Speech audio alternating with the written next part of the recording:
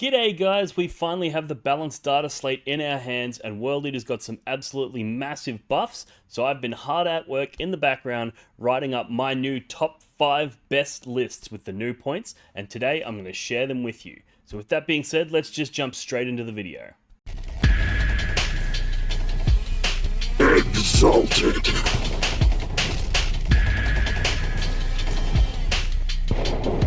Alrighty guys, so as you can see here, I've got 5 lists written for you and I've done one for each detachment. And one of the exciting things about this new data slate is that a lot of different detachments just became competitively viable, and it's really, really interesting, and I'm looking forward to seeing what people can do exploring these alternative detachments. Now that things like your 8-bound and your Land Raiders and your Terminators have all gone down in points, it's definitely opened up the range in which World Eaters players can experiment, and I'm going to share some of those experiments with you here. But let's start by looking at the Berzerker Warband list. G'day guys, check out our merchandise at exalted40k.com, including sets of range rulers with 9, 6, 3, 2 and 1 inch faces, as well as 1 inch markings all the way along, making quick and accurate measurements a breeze. Rectangular blessings trackers for convenient record keeping, and chain axe blessing trackers for when merely taking records is not good enough. Dice and dice trays that in tandem ensure your rolls do not betray you like a certain someone on the killing fields of Skalathrax.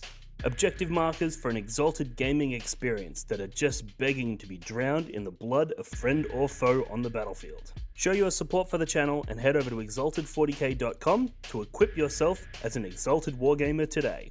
Alrighty guys, here is our Berzerker Warband list. Now this is closer to the lists that we've been used to seeing in those top competitive tables, so not much of this is going to come at a huge surprise to you guys, but it has been tweaked to take advantage of these recent updates. So we start off with the Demon Prince on foot for our Warlord. He's there to give you your discounted stratagems, etc. We've got Khorne the Betrayer. Yes, he went up in points, but he is still fantastic. And then we have the Slaughterband with the Berzerker's Glaive. Now this guy's an absolute monster in combat, and we'll talk about him in a moment. Then we've got a unit of 10 Khorne Berzerkers and a Rhino. That's obviously for Khorne to attach to. This is the combo that we all know and love. And in Berzerker's Warband, it's absolutely fantastic. Huge threat range out of that Rhino, being able to advance and charge. And also the utility of the reactive disembarks, etc. And the raw damage output of Khorne and those Berzerkers, helping you deal with hordes and also things that have neg-1 damage. Then we've got 3 units of Chaos Spawn. Now I know they went up in points from 80 points to 90 points, but I think they're a steal even at 90 points. I think they're absolutely fantastic value. So they're still in the list even after those points nerfs. But here's where it sort of starts to deviate from the traditional World Eaters lists that we've seen so far. We've got 2 units of 3 regular 8-bound here. Now they went down in points, making them much more attractive as units that are going to go out and do solo damage, take on small threats, and also provide that aura to your other units, making them more deadly and more scary. So the 2 units of 8-bound are in there for that purpose. We've got a unit of 3 exalted 8-bound. This is where your Slaughterband is going to go, and he's basically going to gain the buff from those exalted 8-bound. He gets +1 damage from his enhancement, and he's going to get an additional +1 damage when targeting monsters and vehicles because of the fact he's attached to the exalted 8-bound. So he's going to be an absolute monster in combat, and that unit is going to be able to very reliably rapid ingress and then take out whatever the scary vehicle in your opponent's army is with minimal issues. So really, really good. We've got a couple of Forge Fiends in here. Now, I know Forge Fiends, again, are one of the units that went up. So we're taking a lot of the units that went up in points, but I think they're still very, very good for their purposes. If you watch the recent video I did with Fraser Parry, we talked about the way that you can utilize 2 Forge Fiends to heavily manipulate the game state by forcing your opponent to go to certain areas of the board to avoid the shooting of the Forge Fiends, and that allows you to dictate where your units can go safely. It's a very, very important and very, very effective combination, so the Forge Fiends are still in. Then we've got a couple of Hellbrutes. These are some of my favorite models. I can't write a World Eaters list without them these days. I think they're absolutely fantastic, the way that they can fight into infinity if you set up the combo correctly. Really, really powerful, and they're also dirt cheap. So even in situations where you don't get that massive, like, limitless utility from them, at 120 points, even if they just go out, kill one thing, and then die in response, they've got their value back. So a couple of halberds for that purpose, and then your obligatory unit of jackals there to sticky your home objective, and then after the turn 3, there's no more deep strikes to happen. They then advance up and sort of reclaim the center and sort of pick up the scraps from the battle that's taken place. So that is my modified version of my original lists based on these new changes. The main additions are things like the Slaughterband, Slaughterbound, and the 8-bound. They've come in, and we've dropped a single Forge Fiend and a single Hellbrute to facilitate those points cost changes. I actually think that this list is much scarier than the previous iterations, primarily because now you've got a few combat bricks. You've got the Khorne brick that can jump out and do their heavy damage, but then you've also got that Exalted 8-bound brick with the Slaughterbound attached, and that unit is just as scary, only into different targets. Things like Magnus that have neg1 damage built in, this unit doesn't care. It's just going to brick straight through that. It's going to brick straight through tough targets like Mortarion, any Land Raiders, any Imperial or Chaos Knights that your opponent may have. This unit is going to go straight through them. So really, really effective anti-tank melee, which is something that we have historically lacked outside of things like Mauler Fiends and Angron. So really, really excited to see that unit hit the tabletop, and I think this list is a really good place to start for those of you who aren't looking to jump into a new detachment straight away and want to sort of test the waters with a detachment that we all know and love, but with these new changes in place. But with that being said, let's jump over and have a look at the second list we've got written for you today. Goretrack. So Goretrack is one of those ones that's always been sort of trailing just behind the Berzerker Warband. However, I think one of the things with the Exalted 8-bound getting the love that they got is they don't really benefit that much from Berzerker Warband because they have anti-vehicle, anti-monster 3+. So that additional strength doesn't really provide them with any utility, and they're going to be in every list. And that's one of the things that makes these other detachments a little bit more interesting. And then also, we had the Land Raiders go down in points, and Land Raiders in Goretrack are very, very good. Alright, we've got a few elements to play with here. We've got Khorne the Betrayer as our Warlord. He's obviously fantastic for the reasons we all know and love. But then we've also got a Master of Executions with aggressive deployment. Now, that's going to allow him to scout up with his Rhino, which is really, really powerful. We've got a Slaughterbound with Infernal Infusion, which gives him, once per battle, a fights first ability, which is crazy good on a unit of 8-bound. And then the last one is a Slaughterbound who's got Unleash Hell. This was just because I had some points left over, and it basically allows you to select one target that your transport or a nearby transport has shot, and that unit is suppressed with neg1 to hit until the next, I think it's until your next turn. So you can shoot something on the way in and then charge it, and then if they interrupt or if they fight first or something like that, they're going to do significantly less damage. Or you can shoot something that is likely to charge you in the next turn, something that you're not planning to charge and kill this turn, and then in their turn, it's going to have that debuff on it as well. So that's all the characters there, so those 4.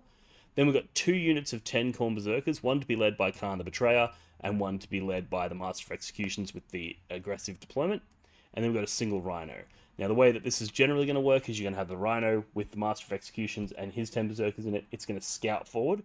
Then in your first turn, they're going to disembark out and go charge something. And then Khorne's unit's going to embark in that Rhino, and then that Rhino is going to move off and hide somewhere staged forward.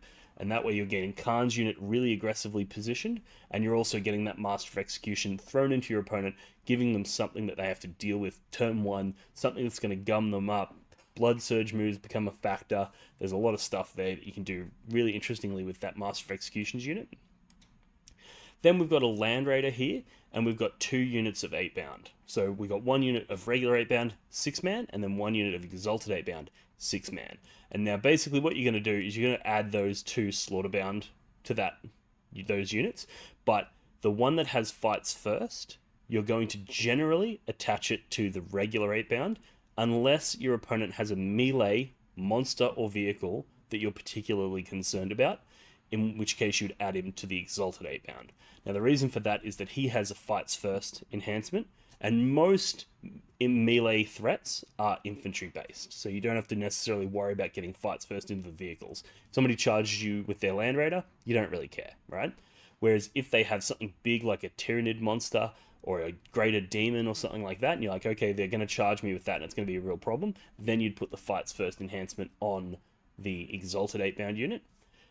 But typically speaking, you're looking at most armies are going to be hitting you with infantry in melee, so you're going to be putting it on the 8 bound, and now you have this big unit of 8 bound that's going to have fights first. Very, very hard for your opponent to deal with.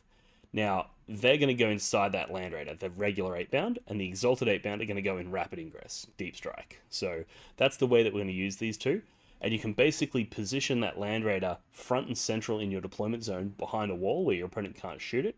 And then in your first turn, you can spend 1 command point to move through the wall, and then you can disembarkate your 8 bound because it's a Land Raider. You can disembark after moving, and then from that position, you can then charge. You can do all kinds of things, and if you end within range of that Land Raider, you're going to be able to then get back in the Land Raider with a stratagem. So there's some really cool stuff you can do with that 8 bound unit, and if it also has fights first, it's going to be a real nightmare for your opponent to deal with, because it's jumping in and out of Land Raiders, so it's really hard for them to get shooting on you. And then even if they do catch you out and they charge you, you just go, cool, well, I'm going to use my once per game fight first, and now you don't get to do your damage to me there either. Really, really crazy unit, this one. We've got a unit of Goremongers. They're there primarily to facilitate that aggressive deployment on the Rhino. So you can use these guys. I did a whole Scouts, Infiltrates masterclass, which you can check out. But basically the idea is that you use these guys as one of your first deployments so that you can prevent your opponent from deploying their infiltrators where you're planning to use your scout moves. So it's really, really interesting dynamic there that you can use with the Goremongers.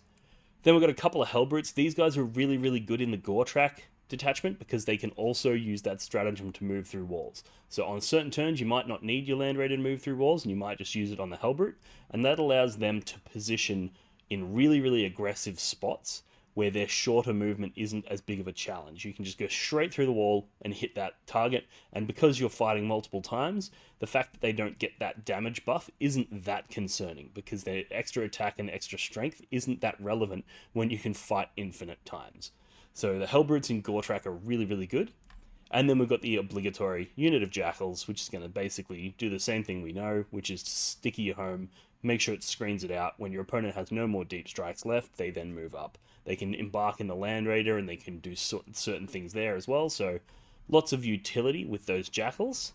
It's also got a decent amount of shooting coming out of that Land Raider, which is really, really cool. So the Land Raiders get 4 shots per las cannon sponson, so 8 shots hitting on 4s. So it's a decent amount of shots. So your opponent's going to have to respect the fact that that Land Raider could at any point jump through the wall and then put a bunch of las cannons down range. And then you're going to have a bunch of high objective control Berzerkers doing reactive moves, doing reactive disembarks, re-embarks, all kinds of crazy stuff. So there's lots of cool stuff that the Berzerkers and the Rhinos can do, Khorne can do, the Master of Executions can do, the 8-bound and the Land Raiders are doing all kinds of crazy things. It's a very, very complex army, but I think in the hands of somebody who knows the tricks, you're going to have a lot of fun playing with the Goretrack. With that being said, let's jump over into our third list. G'day guys, want to join us and become an Exalted Wargamer? Then check out our Patreon. Show your support for the free YouTube content with a monthly supporter subscription. Think of it like buying me a beer to say thanks, mate. Gain access to the Exalted community, including our Discord server, where we discuss everything from tactics, strategy, list writing advice, to memes, banter, and hobby updates. Join Team Exalted for more direct coaching and advice in preparation for upcoming events, and get tailored advice for key meta environments and matchups, or help working through some of the more challenging and complex aspects of Warhammer 40k. Or become part of the Exalted Inner Circle for access to private one-on-one coaching, including video calls and more, a dedicated coaching service aimed to provide mentorship and drive real improvement. Check out exalted40k.com for more information and become an Exalted Wargamer today. So our third list today is Khorne Daemonkin. This one we're going for a bit of a different skew. We're going for a monster mash style list. So we've got Angron with his points reduction, makes him interesting. One of the downsides to Angron is that if he does get resurrected, you lose all of your blessings for that battle round. So we're leaning into units that don't really get a massive amount of benefit from the blessings anyway, so that it's not as impactful should you resurrect Angron. And also threat saturation with monsters is really, really effective, because if you throw forward Angron, a Bloodthirster, and Scarbrand, your opponent's going to have to try to figure out which one do I kill. I'm probably not killing all 3. I'm probably not even killing 2 of them. So how do I prioritize my targets? That's always an interesting question for your opponent. So we've got Angron, we've got a Bloodthirster. He has the Bloodforged armor, which gives him a 2-up armor save, which means that if he's in cover, he's getting shot at by AP1 weapons, he's getting 2-up saves against it all. So he's really, really cool. We've got a Lord on Juggernaut. Now he's going to be taking the Disciple of Khorne enhancement, which allows him to attach to a unit of Blood Crushers, which is really, really exciting, powerful unit. And then we've got Scarbrand as well. And then our final character is a Slaughterband who has the Blade of Endless Bloodshed. Now this blade makes him almost as deadly as the Berzerker Warband, Berzerker Glaive Slaughterband, because he gets +1 strength, +1 attack, and +1 damage from this enhancement. So he goes in and he's an absolute murderer. We've got a single unit of Bloodletters. Now, that Bloodletter summoned by Slaughter trick did get nerfed into Oblivion. However, it's still quite effective in some circumstances. You will find opportunities to get a lot of value out of that stratagem. So you do still want to have some Bloodletters in your Khorne Daemonkin army. We've got the big unit of Blood Crushers for the Juggernaut Lord to attach himself to. This allows them to move through walls, so these guys are your perfect rapid ingress threat. You can rapid ingress them somewhere where your opponent can't see them, and then they can just jump through the walls, hit them with those impact mortal wounds, and then go in and do all of their attacks. They kill things really, really effectively. And then we supplement it with 3 units of Spawn. These guys are your action monkeys, your shit kickers. They're to do actions, there to kill things like scouts or small targets that you don't necessarily want to waste one of your big monsters on. You go, cool, Spawn will go out and do that. Or they'll do things like cleansing and, you know, deploying teleport homers and etc. Then we've got the Exalted 8-Bound. Now this is just a unit of 3, but with that Slaughterband, with that enhancement, this is still enough to pretty reliably kill a big knight. So you don't really need the 6-man outside of the detachments that have really, really impactful stratagems on those bigger units, but in this case you don't really need it. So these guys are totally fine. And then we've got your obligatory Jackals, who are there for the same reasons as we've said before. They're there to screen your backfield, they're there to sticky objectives.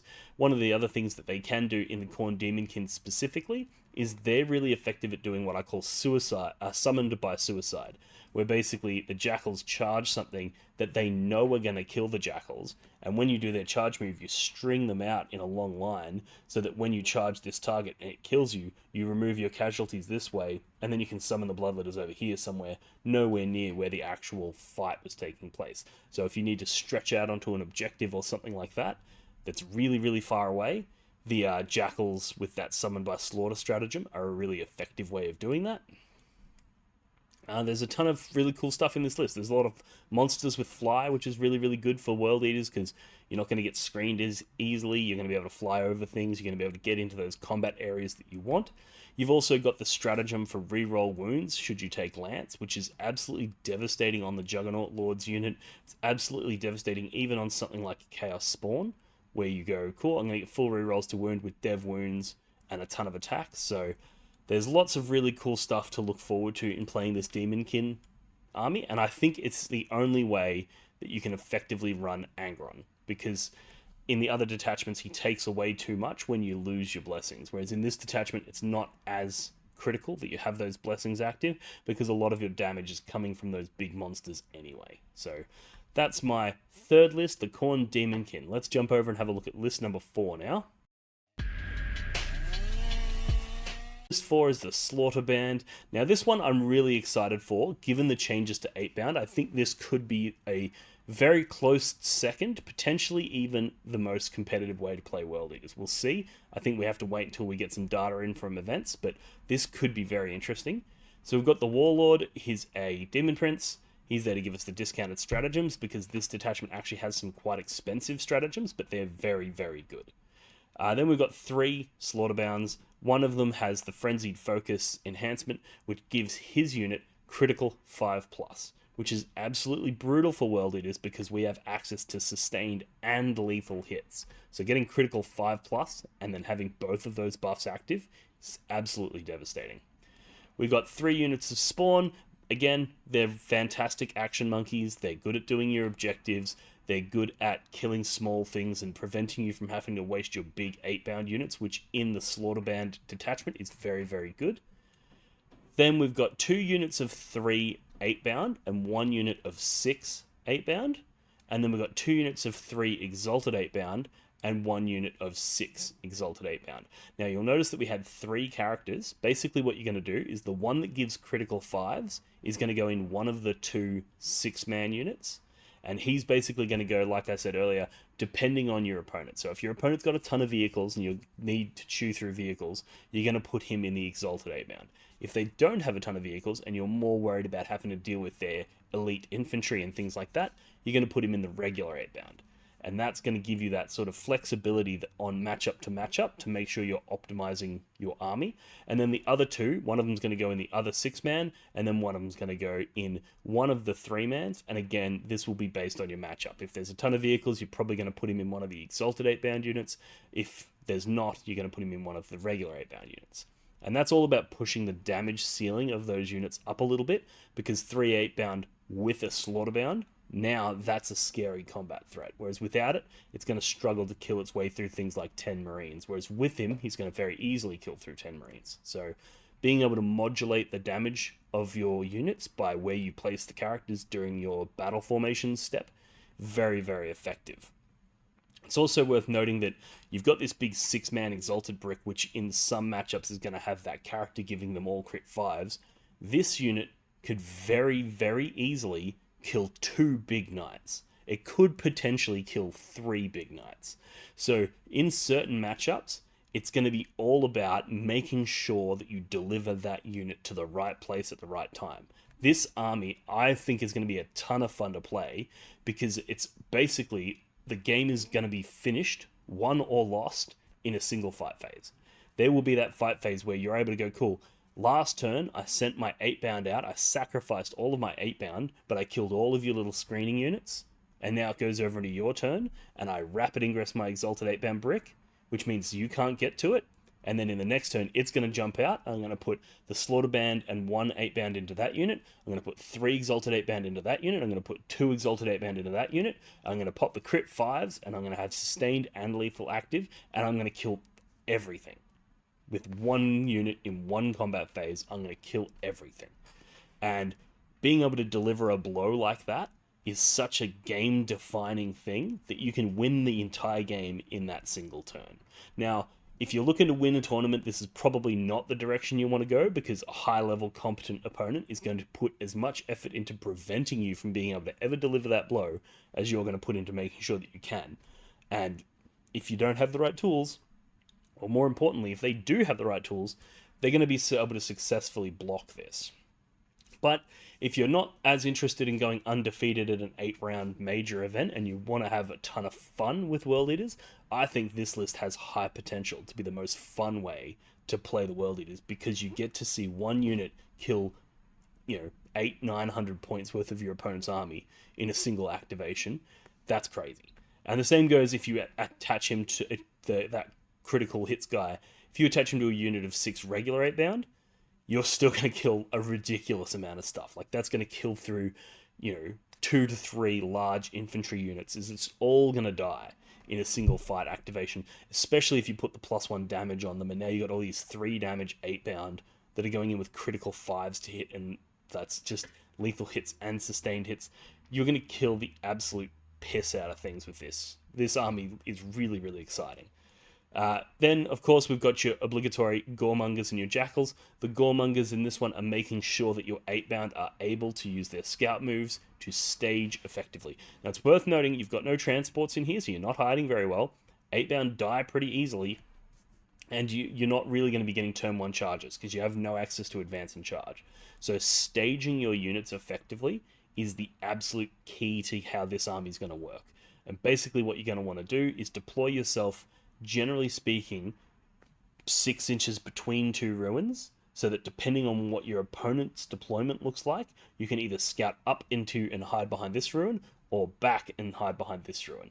And that way, your opponent doesn't know the final deployment of your 8-bound until after you've rolled to see who gets the first turn.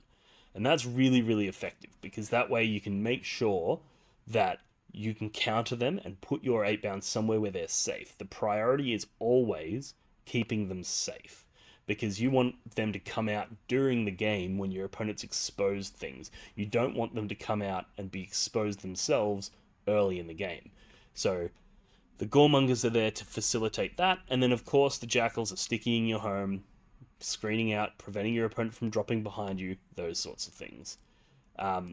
Really, really cool list. I think this is going to be a ton of fun, and I also think it's a really awesome theme. It's one of the few times where the detachment theme is just absolutely spot on, where it's all about these demonically possessed world eaters, and then you've got a demon prince who's possessed, you've got 3 Slaughterband all possessed, you've got Chaos Spawn which are effectively possessed, and then you've got all of the 8-bound, and then you've got a few Jackals and Goremongers that are there worshipping these insane monsters. Like, it's such a thematic list, and also has just a ridiculously high damage ceiling. Like, I think that unit of Exalted 8-bound with that character attached has to be one of the deadliest units in the game. It's absolutely monstrous what this unit can do and how much it can kill. So that is list number 4, the Slaughterband. Let's jump over into our 5th and final list.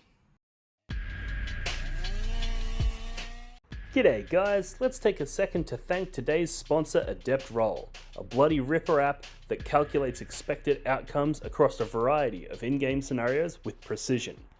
With Adept Roll, you can input or import unit profiles to calculate probabilities of outcomes and apply modifiers both offensively and defensively within seconds, allowing you to make wiser and more informed decisions when writing lists and when making in-game decisions. Adept Roll is free to use, or grab the paid version, which is an inexpensive and packed full of fair dinkum features that will help you play like an exalted wargamer today. Thanks again to Adept Roll for sponsoring the video, and now let's get back to the show. So our 5th and final list is the Vessels of Wrath. Now, in this one, this is a modification and an update of my infamous 30-nator list. You would have noticed the Terminators went down in points in this update, and whilst it's entirely true that the 8-bound are probably better, if you really lean into the Terminators and know how to use them, they can be truly devastating in the new World Eaters books. So let's have a look. So we've got the Slaughterband. Here's the Arc Slaughterer enhancement, which is kind of like a Berzerker's Glaive. It gives plus AP and damage, so he's going to go in there with that AP 3 on his blade, and he's going to rip things apart. Then we've got a single unit of Chaos Spawn. We've got 3 units of Chaos Terminators, and then we've got a unit of 3 8-bound, another unit of 3 8-bound, another unit of 3 8-bound, and then a unit of 6 Exalted 8-bound. Now that's obviously the Exalted 8-bound's where your Slaughterband's going to go. He's going to be doing his crazy amounts of damage. You could, in theory, run that as 2 units of 3 if you were worried that the 6-man is overkill, because the 6-man often is going to be overkill. However, one of the advantages of the Vessels of Wrath is that you have a Blood Surge move that you can use, which is really, really good on bigger units, because if you've got a unit of 3 and they kill 2 of them, are you really going to Blood Surge in with 1 guy and a character? Maybe not. But if you've got a unit of 6 with a character and they kill 2 of them, you might Blood Surge in with 4 guys and a character, and then actually kill the thing that you Blood Surge into.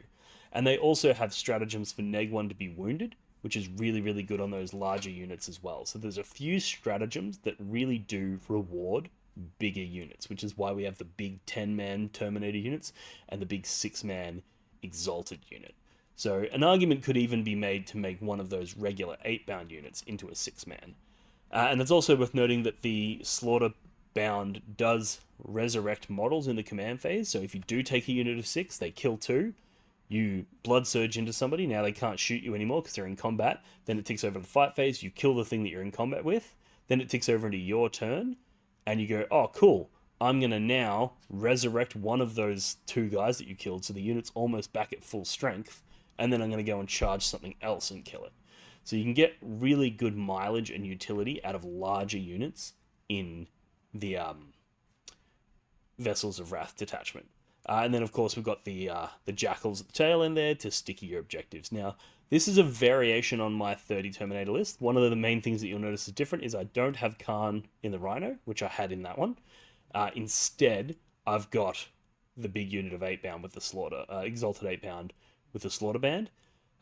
That's the main difference, and then I have a few fewer units of Jackals, but I do have some Spawn, so it's not quite the same, and it's got some strengths and weaknesses, and also it's in a different detachment. Now, You might be thinking, aren't those Terminators just better in Berzerker's Warband? Because they get +2 strength, making them strength 10, which is quite a relevant breakpoint, and the additional attack is really good on them. This is all very true. However, the reason that I went with the Vessels of Wrath was because the Blood Surge on them is fantastic, because they're 10-man units, they're very tough. People are very rarely going to kill all 10 with one activation, so if you're anywhere near them, you're going to be able to surge into them.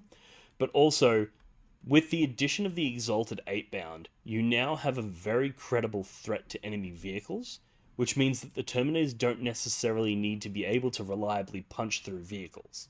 They need to be able to punch through infantry. And because we have access to dev wounds against infantry, and being Vessels of Wrath, you don't have to roll for it. You can just assign it to them in the command phase by going, these 3 units of Terminators are my vessels. Their additional blessing is going to be the dev wounds. And then if you roll up sustained and lethal hits, it's like you're probably doing as much damage as you need without the Berzerker Warband buff. So the Terminators going in and doing that serious damage just through dev wounds alone means that you're going to have a serious edge in infantry matchups, and then the Exalted 8-bound are going to give you a serious edge in the mech matchup when you're versing things like Knights or whatever, or Greater Demons and things like that. So I think between those two, methods of dealing damage, you're going to be able to deal with most threats, even without the Berzerker Warband's capacity to buff your units. And then also you have stratagems in there that allow you to reroll your wounds versus monsters and vehicles, so those Terminators are going to be doing serious damage even without that +2 strength. So I don't think it's anywhere near as big of a concern as people might be making it out to be.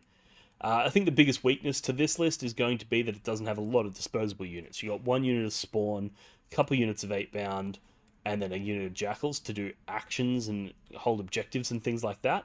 But if you play this either aggressive enough that you're shoving your army in your opponent's face and you're fighting them to the point where they're not going to have any disposable stuff either, they're not going to be able to do their missions because you're just killing all of their stuff, or if you play it specifically cagey enough where you're like rapid ingressing the same turn that the Terminators are coming in, the same turn that you're sort of full sending everything, then I think you're going to be able to overwhelm your opponent to the point where you still get those wins anyway, even without all of the, you might not score secondaries every turn, I guess is what I'm saying, but you make sure your opponent doesn't either, and you can still win your games.